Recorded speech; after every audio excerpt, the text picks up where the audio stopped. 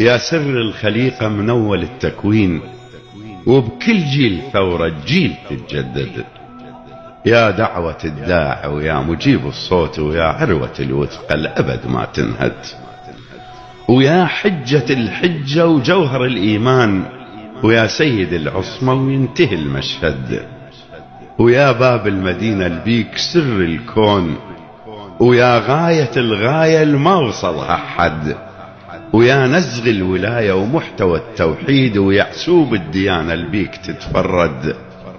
ويا سيد السادة ويا فتى الفتيان، ويا قطب الرحى على الموت من يشتد، ويا صوت الإمامة ونفحة التكبير، ويا ملح الشهادة البيك تتحدد، ويا سيد الخندق من دعاك الصوت، وجحاجيح الزلم بالزلم تتلبد،